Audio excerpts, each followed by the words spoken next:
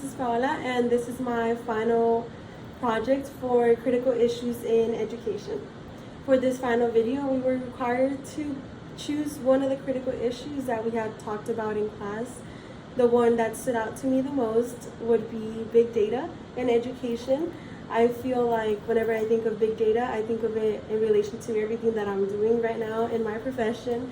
So I just feel like I wanted to talk a little bit more up on it and maybe offer some solutions as to how we could solve it in the education world.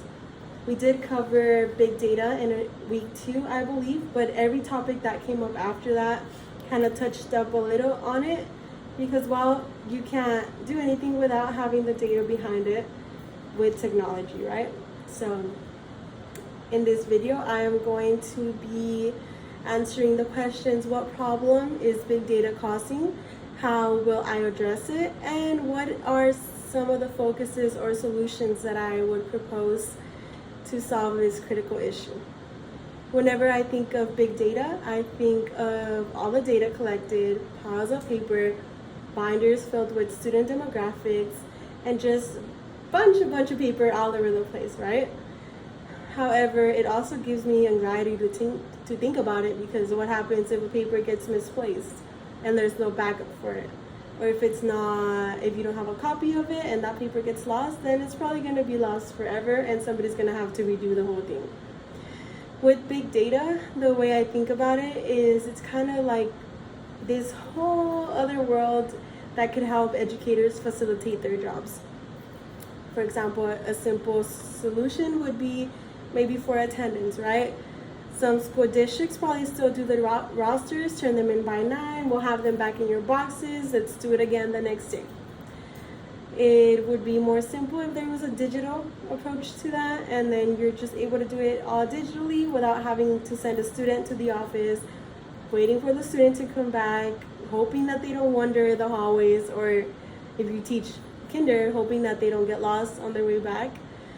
Just having that storage of that data of attendance, you're able to see the whole year at a glance, maybe even a couple years previous to that.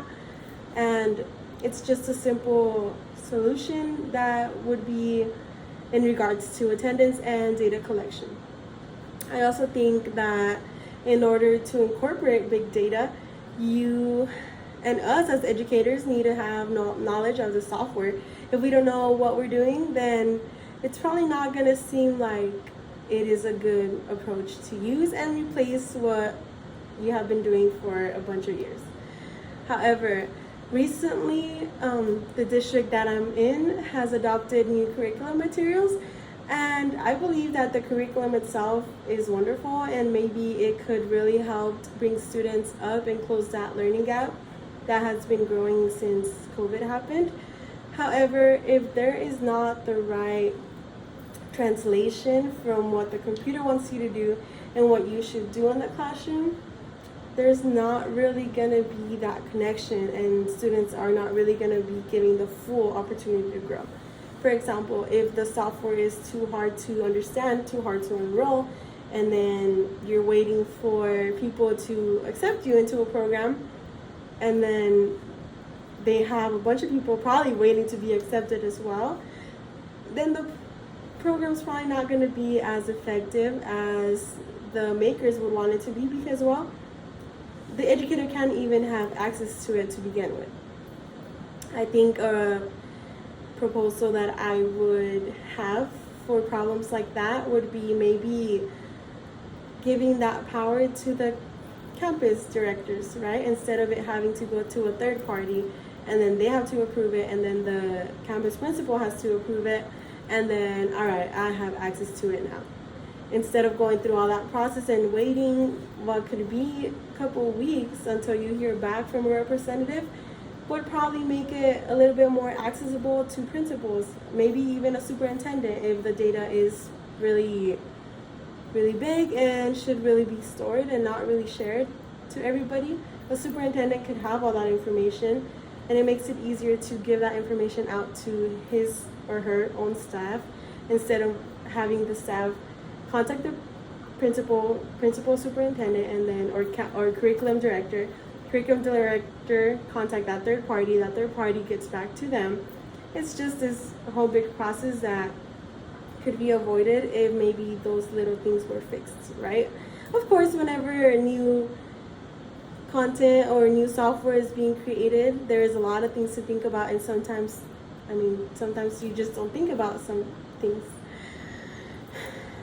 An article called Using Big Data for Educational Decisions, Lessons from the Literature for Developing Nations mentions that education has been one of the fields with high turnover of personnel, looking a little bit like that's the reason why it's like so unreliable, right? Let's look at it this way.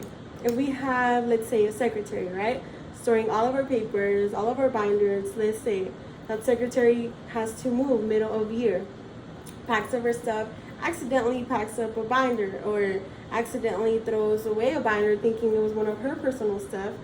And then here comes the new secretary, right, knowing where are the binders, knowing nothing about these papers, and then once she's in, well, boom, the papers are gone. Staff is upset, and now things are not getting done like they should be because things are lost.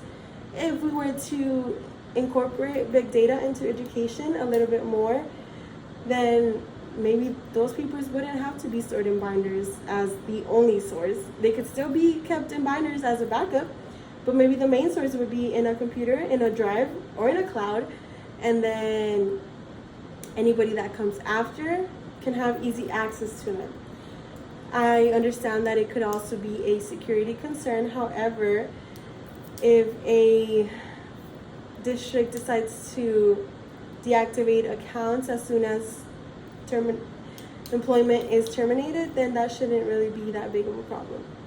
Another article called Big Data on Campus, Data Analytics and Decision Making in Higher Education mentioned that big data can facilitate the job for many educators, and that is true, because instead of focusing on data storage, where are all these things, they could focus on, okay, I'm gonna create these lesson plans for next year. This is what we're gonna do to target these little interventions.